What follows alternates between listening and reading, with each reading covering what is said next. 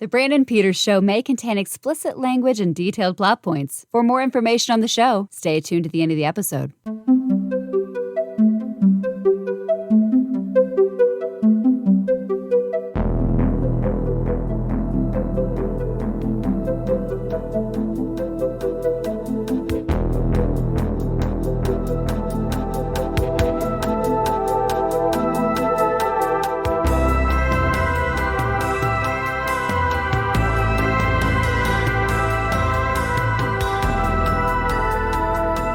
And now, here's Brandon.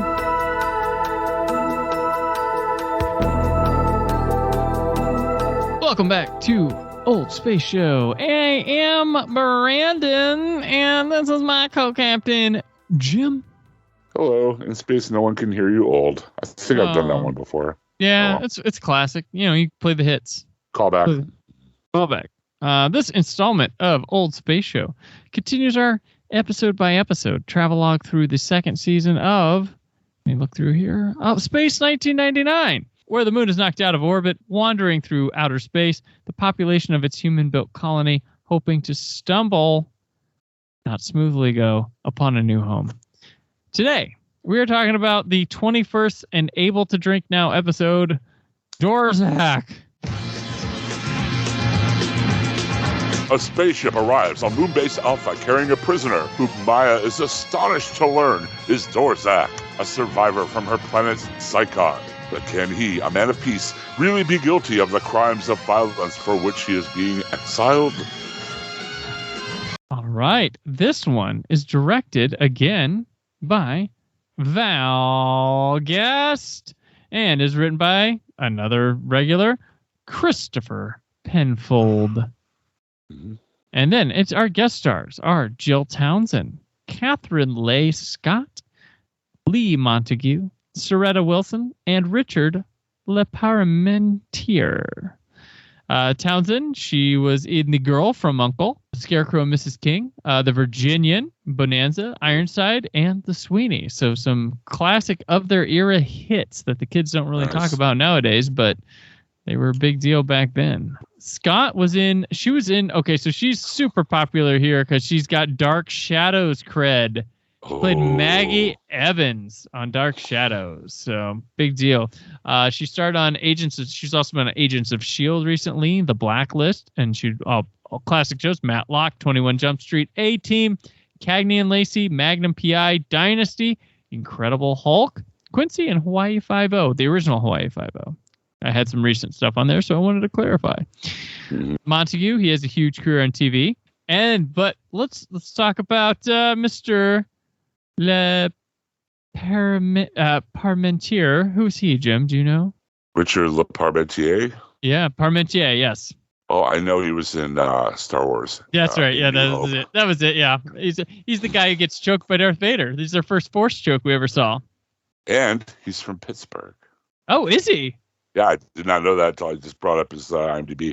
What's he doing over there in the UK, I don't know, but he was also in Octopussy, Superman 2, Who Framed Roger Rabbit. A lot of movies. Yeah. Your ancient religion, Lord Vader. He's that guy. You know him. Yeah. You know him. You know. Shares the screen with Peter Cushing in Star Wars and gets choked by Darth Vader. Yeah. That's your the power of the station is nothing compared to the power of the dark side of the Force. He's like your huge get at like back in the day conventions. Like, oh, you can't get the big guns, but you got that guy. It's like, oh yeah, remember that guy you got? Yeah, okay, yeah. Imagine like up there with your Jeremy Bullocks and people, Right.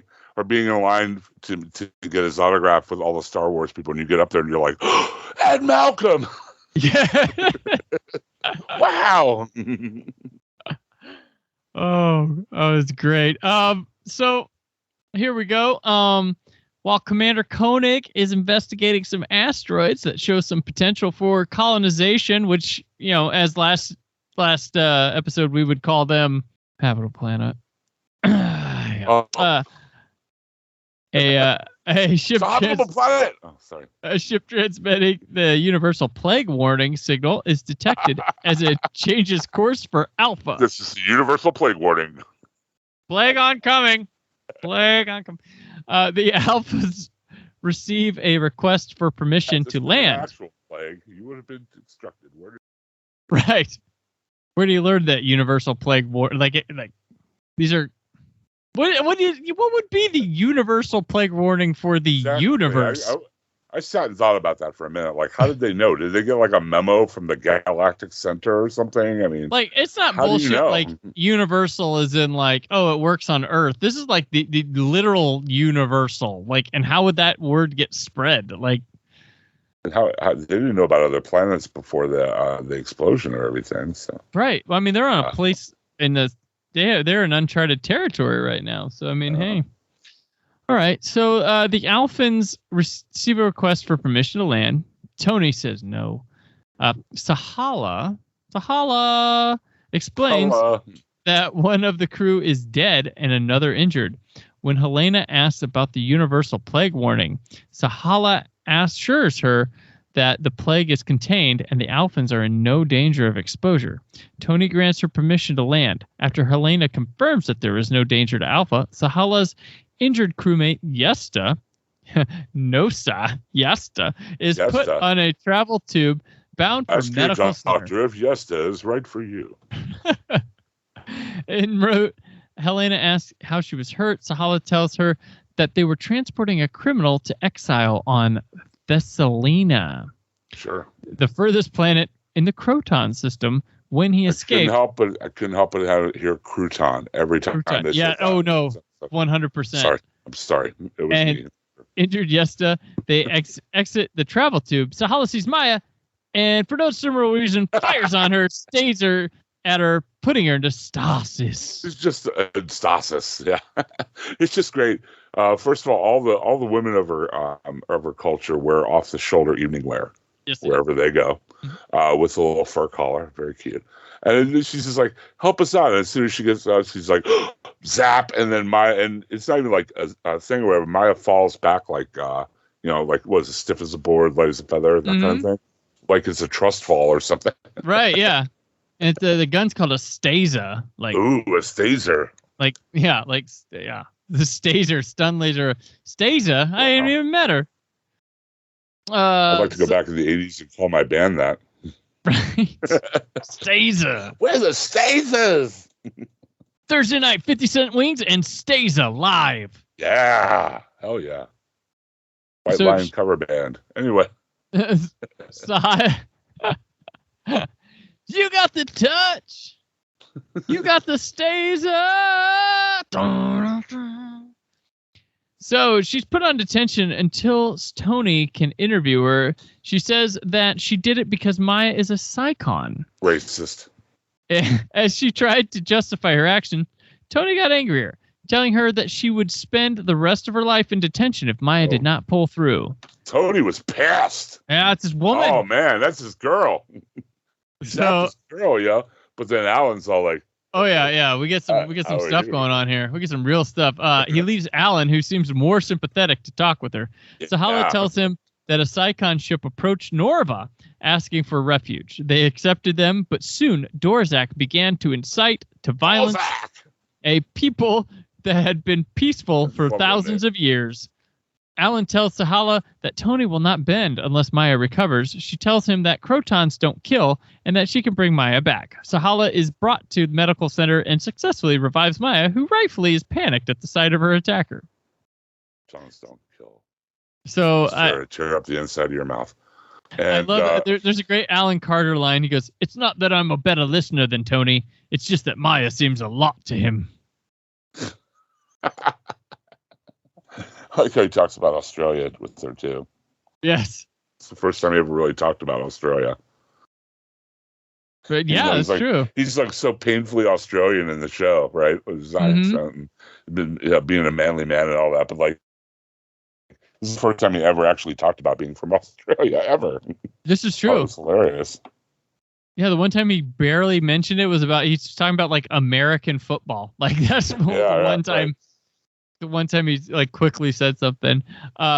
So Tony has Sahala return to detention. He tells Maya that a Psychon ship did not make it to their world and tells her of the trouble that Sahala claims was caused at the hands of Dorzak.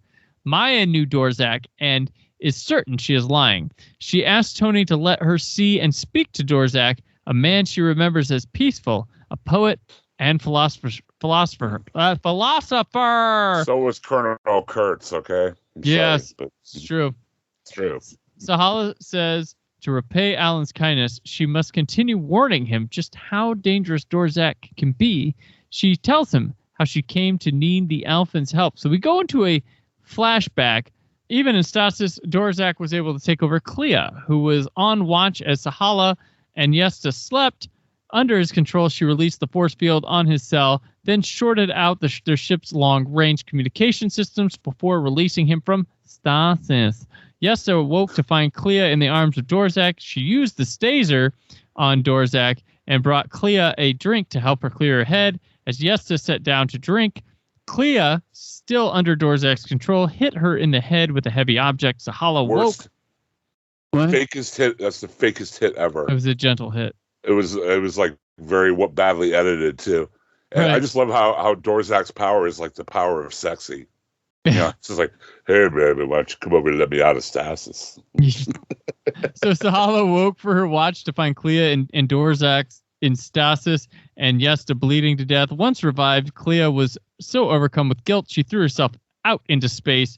That was when Sahala set course for Alpha to seek help.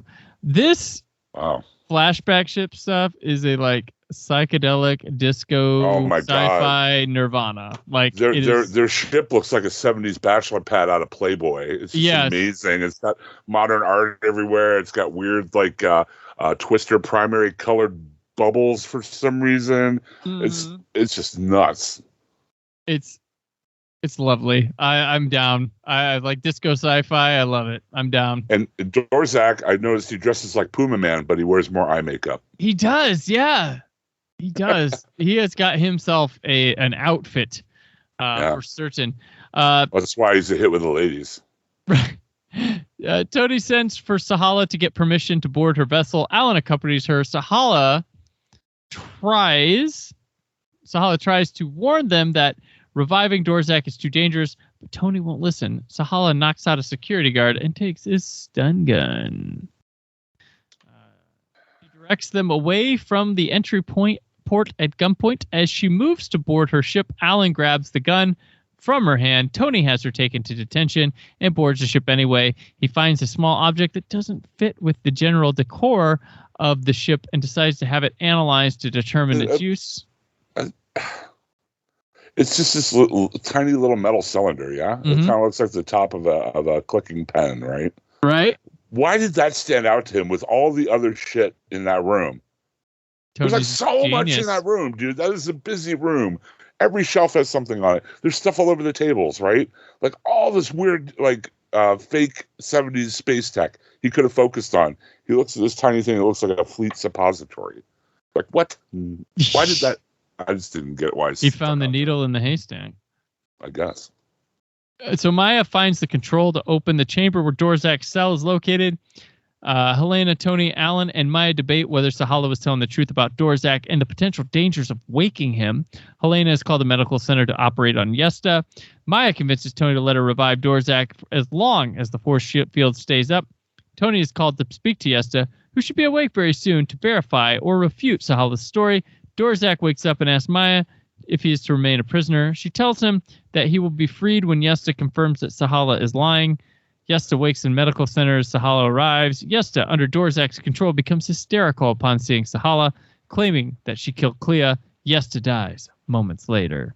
So, like, when Maya and Dorzak meet, I wonder if she's like, oh, dude, our fucking planet blew up. Like, my dad was a maniac. Oh, he's dead too. Yeah. Right. But like, she's so like, I don't know. She's so urgent to meet him. Right. Let's go into this giant alien ship that looks like a big bong, and we're gonna break this guy out because I just have to talk to him. You know, it just seems like she's very insistent. And then we get this old medical center side drama, right? Right. You're like, she's like scalpel, and she's like operating on the alien lady or whatever. What is this behind her brain? I don't know, but it'll have to come out. I'm like, what the hell are you doing? How do you know? Why don't you ask someone with the same brain, who might know a little? I don't. It's just, I'm sorry. No. I get you. So Tony contacts Maya to tell her Dorzak is innocent and she may release the force field and give him better accommodations. Tony takes the device he found on the ship to be analyzed by Lord Vader, your ancient ways, and learns that it jams organic psycho waves. He is told that there was a transmission at the time of Yesta's death. He tells Maya and suggests that if Dorzak and Sahala were to be left alone, the truth would come out. Tony announces to the base that Sahala has kidnapped Helena and is moving towards her ship. Dorzak hears and offers to trade himself for Helena.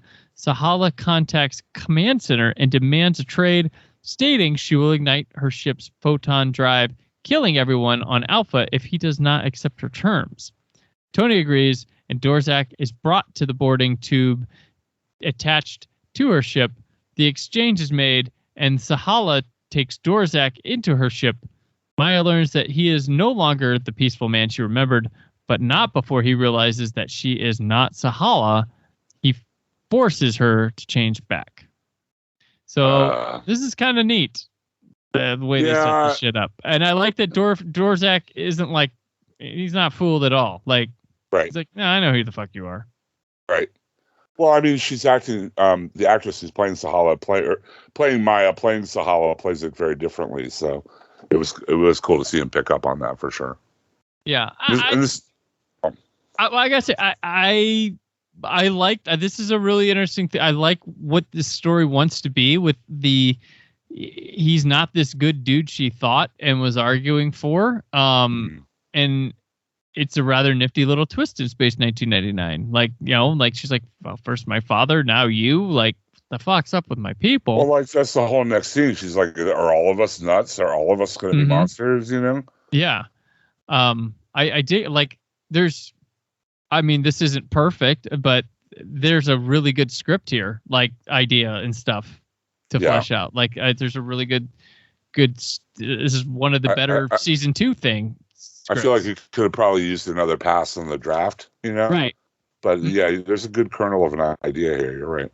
Yeah, there's a good debate. There needs to be less stasising. That's what probably kind of hampers this stuff. Like every 5 minutes, Tony's sending her back to detention. That was the distracting. Yeah, by people being asleep and not able to talk. Like there needs to be a really big debate over whether this guy is good or not, and then finally slipping in front of Maya and her being horrified by shit and her standing her ground against her crew people for this guy. Like, I feel like the episode in your head is much better than the episode we saw, though. Possibly, but I do have an appreciation for. I'm an ideas person, so the idea was there. Yeah. So I'm like, okay, I give some appreciation to this one. So she asked if there is flaws in the nature of Psychons that turn them into monsters. As she recalls her father's misdeeds, Dorzak claims that it is the struggle for survival that makes monsters of all of them. Maya replies that the Alphans have not been warped by their struggle. He replies that they are a pathetic example of the lingering process of extinction. He forces her to teach him the art of molecular transformation when she refuses to help him. Tony, Helena, and Alan, who have been waiting outside the airlock, enter to make sure everything is okay. They find Maya standing outside the force shield with Dorzak in stasis. She tells them that he was not the man she remembered. I think got used to saying stasis, too. I'm just doing it because that's what they say. Okay, I was going to say that. I'm a stasis 1,000%, but the show says stasis, so I'm just, throwing it in their face. There's the mind reading zooms that they have. Yeah, it's great. Yeah, they keep zooming into Maya's eyes and his eyes. It's pretty great. This next scene coming up though is my favorite, where they figure out. Or go ahead. I'm sorry. Oh yeah, blow your reveal. So Alan leaves to tell Sahala that she is free. Maya is clearly upset, and Tony tries to cheer her up by offering her some beer. She says she would love some, and he suggests they go for dinner after. And did Tony just do a Bogart impression there? He tried.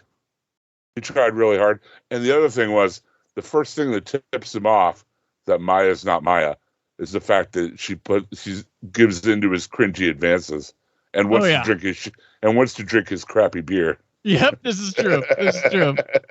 That was the first inkling. It was like, hey, wait, something's wrong here. She wants to apologize to Sahala first. Tony tries to gather everyone else to leave, but Helena says she wants to learn about stasis from Sahala before she leaves. Maya and this is the scene where Tony tries to give Alan some advice on women. Right. Which I thought was hilarious. So Maya tells her she has an operation she wants her to perform. Helena, clearly under the influence of hypnosuggestion, agrees. Alan tells Sahala that she is free to go and that Dorzak is back in stasis. She thanks him for his friendship, and they return to her ship. So, Dr. Ed Spencer contacts Tony to tell him that Helena was acting oddly when she returned to medical center and left with a surgical case without a word. Tony realizes that something was wrong when Maya said she loved some beer and meets him in the medical center. On Sahala's ship, Dorzak disarms Alan and has Helena prepare to remove the device that protects Sahala from Dorzak's psychic control. I noticed something. So, like, the door on Sahala's ship, like when it opens, the really fancy door. Right, the door Dorzak was behind. It sounds like an electronic synth fart when it opens. Ooh, like, neat. I didn't notice that. I was like, ugh. It's like, all right. Good catch. I did not catch that. Yeah. Tony shows up, and Dorzak commands him to hand over his weapon. Tony moves towards Dorzak and knocks the stun gun from his hand. Dorzak makes a run for the airlock, but Tony stuns him, releasing everyone under his power. Tony drops the force field, freeing Alan, and then releases Maya from stasis. Tony. Yep. Tony helps Alan. In our final scene, Helena removes the Neuro's pulsonic jammer from Tony's head as Alan... Well, they jammed it in there really quick, didn't they? Yeah, they got it right deep. As Alan sees Sahala off, she asks him how his species says goodbye. He shows her by kissing her. He asks how they say goodbye on Norva. She replies, his way is better. Yeah, this is what a Kirk moment that was. Man, Alan had a crush. Tell me of the love on your homeworld. Earth man. And you know what? I'm okay with this. You know, there's the hokey gag endings, but I'll accept this one. Right. I'll accept this one. Yeah. But yeah, I made no. I didn't hide it. I was into this episode, what it wanted to do and stuff, and you know, having some space babes from outer space help. Yeah, totally. It always helps to have space babes. I mean, come on. Disco sci-fi, a lot of Alan usage. Yeah, I want that I want that spaceship as my apartment. That's beautiful. Yeah. Like, it was really cool. I was cool with it. In this little, we just did a batch of like 3 episodes we recorded in a block, and this was easily my most favorite of them all. But yeah, this was for season 2. This is one of the better ones for me. Yeah. For season 2, good. Yeah, like Jim mentioned, it could have used another pass at the script. I would imagine a season 1 version of this episode would have probably nailed it a bit better. Maybe, yeah. It's some of the costuming and stuff. While I dig it, but then you wouldn't have any of the Psychon stuff with Maya, right? True. I need season 1. I need a Maya and Dr. Bergman team up. Like they crossover. Yes. Like into the 99 verse. Like they need something needs to happen where you have like a team of like Alan Carter, Dr. Bergman, and Maya as a team. Like that'd be the ultimate 99 team with contact from Helena Russell. And Sandra and Paul. Sandra and Paul. They're the pilot and pilot communications. Helena Russell in medical. Yes, that's a team. That's a team. Hashtag bring back Paul. Bring back Paul. Bring back Bergman. Paul. We remember Paul. There we go. The adventures. All right. So that'll do it for another Moon Buggy adventure. In the meantime, Jim, where can people find you? Nobody can find me, buddy. I'm the wind. No, I'm kidding. Every week on the Nothing's On podcast are available at iTunes and Amazon, anywhere you can purchase fine podcasts. Me and Donnie Salvo and Daryl Taylor go through the week's worth of entertainment, TV, and movie news, knuckleheaded way with reviews and previews, and also your views. So we have a very active listener base. That's available at TaylorPodcast.com or TaylorNetworkPodcast.com. I'm very sorry. Or like I said, iTunes, Stitcher, anywhere else. And the Walking Dead TV podcast will be back underway pretty soon with the launch of the final season of the show. We've been covering it since the very beginning, and we're going to stick around until at least the very end. That's available on the Walking Dead TV podcast at hhwlod.com. Hashtag Carter doesn't settle down. And I'm on Twitter and Instagram at Brandon4KUHD, written work at whysoblue.com. There's more from the Brandon Peters Show this week, but until then, Dorzak! Alpha out. Thank you for listening.